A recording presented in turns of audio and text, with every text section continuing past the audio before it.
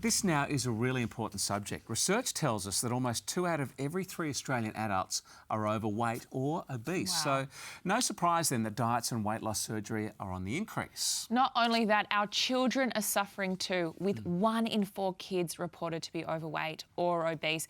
This is a massive concern. Yeah, and that's on the rise too. So joining us today to help us find out why obesity has become such a problem is leading obesity expert and author Dr. Nick Fuller. Welcome, Dr. Nick. Thank you very much for having me on. Why is it such a problem seemingly in the last handful of years in Australia? Well, this is now the greatest health policy challenge of our time.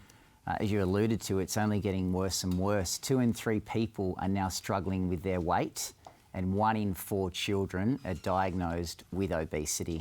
And that's not just being bigger, it's a detriment to the health, obesity. It is, that's right. I mean, unless someone does something about that excess weight they're carrying, it will result in developing other lifestyle diseases like heart disease and type 2 diabetes. So who is most affected?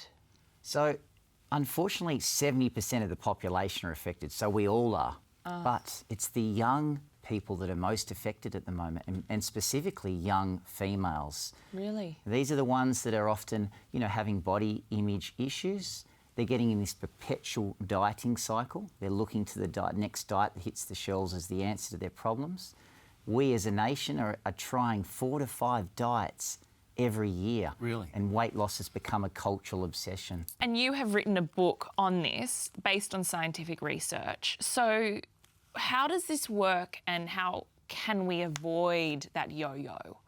Well, we've been lucky enough to, at the RPA Hospital and Sydney University, trial and test all of these different diets. But we were sadly finding the same thing every time. People would lose. There's no doubt you can lose weight when you follow a diet.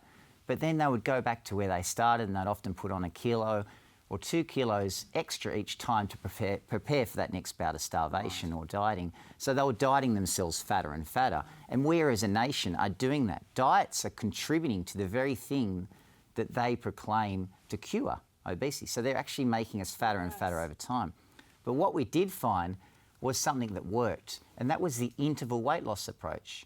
So you got a person to lose a small amount of weight, about 2 to 3 kilograms over a month, but then they had to maintain that weight every second month.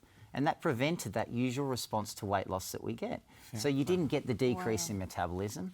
You don't get the increase or change in appetite hormones. So people can lose weight, but importantly, keep it off. That's what we want to do. Makes it consistent. It's much better to lose 10, 12 over a year, keep that off forever, than what it is to lose 10 or 12 in a month and then put 12 or 14 back on. Absolutely. Great, Doc. We must delve into that more deeply. In fact, if people want to grab a copy of your book, it's in stores now. We've got 7 copies to give away. If you'd like more info, head to our website, Interval Weight Loss. Look for that at houseofwellness.com.au. 7 copies can be snapped up. Nice to see you. Appreciate your time today.